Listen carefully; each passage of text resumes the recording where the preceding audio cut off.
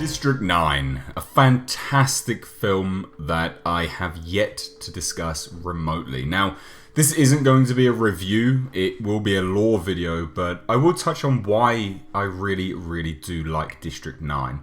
Not only was it the debut of fantastic director Neil Blomkamp, but it was a great take on a sci-fi trope. Alien invasion, but it flipped it on its head. This is an allegory for apartheid, and it's set in one of the best places for an apartheid allegory, South Africa.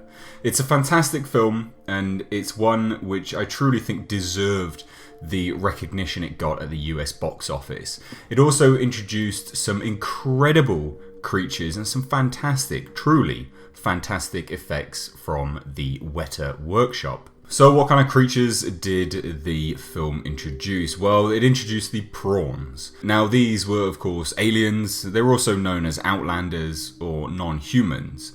They were of course a spacefaring race of semi-sentient beings who happened to have incredibly advanced technology and of course spaceship engineering. The exact reason they came to Earth wasn't really clear, it wasn't explained in the film. However, it has been noted by David Meng of the Weta workshop that the vast majority of the Prawns were essentially a worker class, they were drones, which does explain why they were so lost and essentially ineffectual.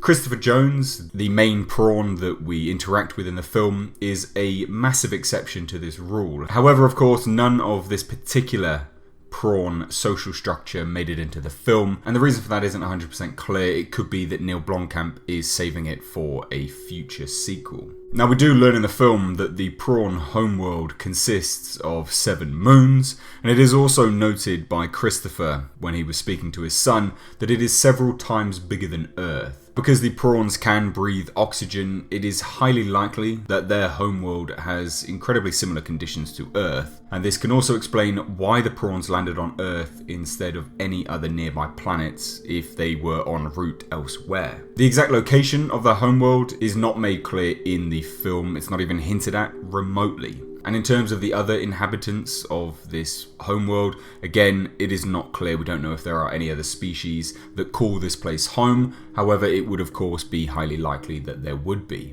At the end of the film, Christopher can of course be seen guiding a navigational system in his craft, which does show a map of several galaxy-like structures, implying the prawn homeworld may not actually be located in the Milky Way. Now the prawns themselves are bipedal in nature. They are several feet taller than humans, and they have a dark, thick, shell-like skin, as well as a mass of facial tendrils. It is hypothesized that these tendrils are somehow involved in the mastication process of food, but it has not been proven. The aliens themselves are incredibly strong. One particular prawn was shown to be taking hold of an MNU soldier's arm, placed his foot on his chest, kicked outwards, which resulted in the soldier's arm being torn off, as well as the soldier flying several yards backwards. And they've also been shown to smash shotguns in half with a single blow.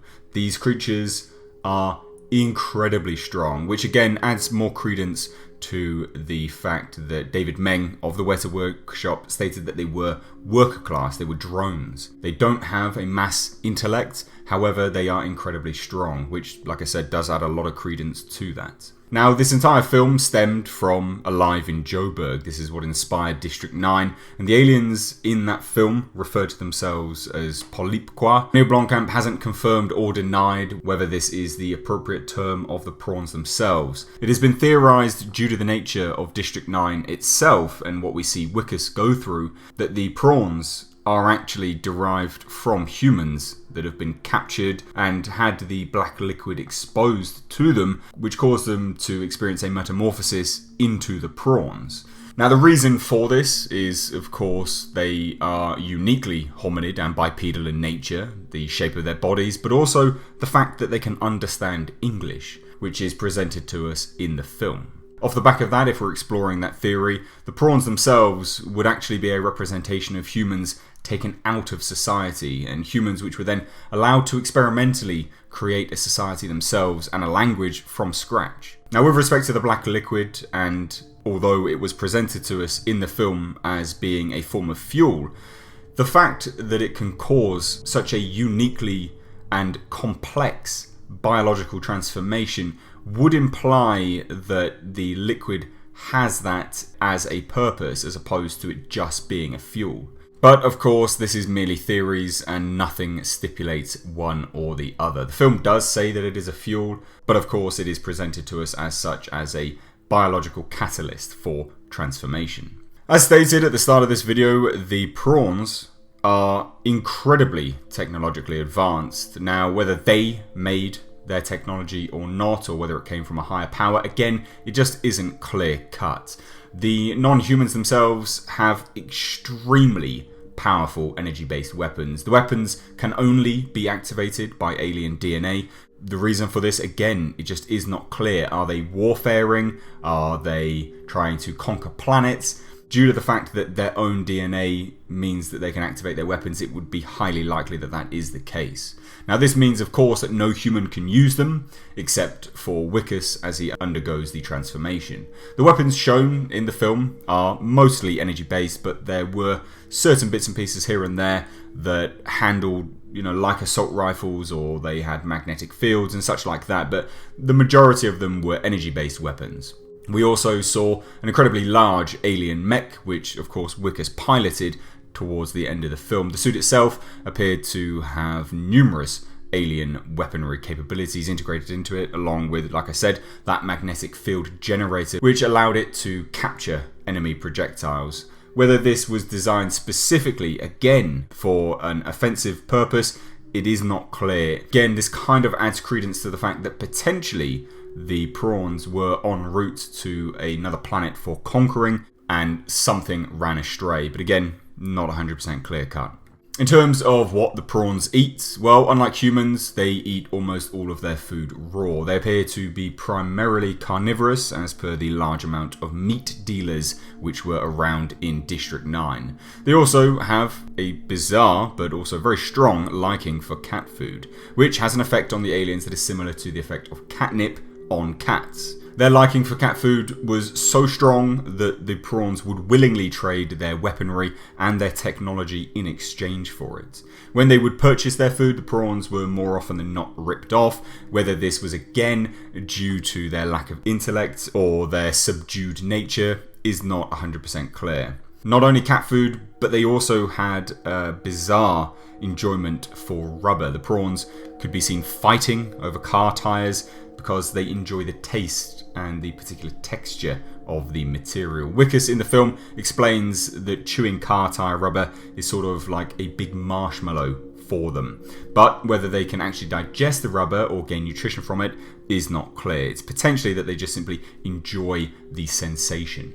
Prawns themselves reproduce asexually, meaning that they have both male and female reproductive organs and are capable of self-fertilization. This makes their reproductive capabilities incredibly threatening if they were to be on a colonization mission, which is why the MNU instigated and attempted to limit the amount of offspring which were produced by the prawns. They would do this simply by aborting eggs and of course licensing the young. Once an egg had been laid, it will then be connected to a food source such as a dead cow or pig via tubes, which then allowed the egg and the embryo to grow inside. This allows the developing prawn to be nourished.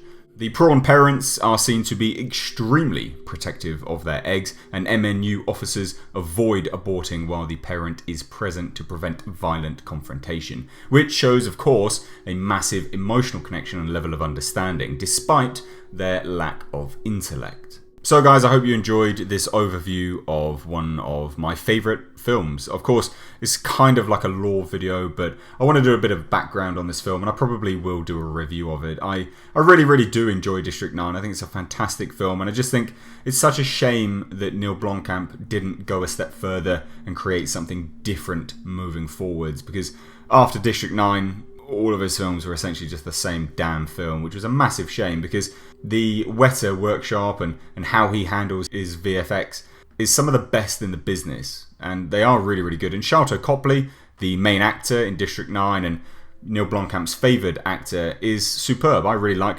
Sharlto Copley. I think he's great, but it's a shame, but it is what it is. I hope you enjoyed this video. Please do let me know down below in the comment section if you like District 9 and why you like District 9. Are you a fan of the prawns? Do you think that they are controlled by a higher power and they were sent here on a colonization mission? Let me know your in-universe explanation for their existence and their appearance on Earth. As always, guys, I've been Mr. H. If you're new to this channel, hit that subscribe button, share this video, and give it a big thumbs up if you enjoyed it. If you want to support me and the channel just that little bit further, please do check out my Patreon page via the link in the description box. But as always, I've rambled for far too long, and I will catch you in the next video.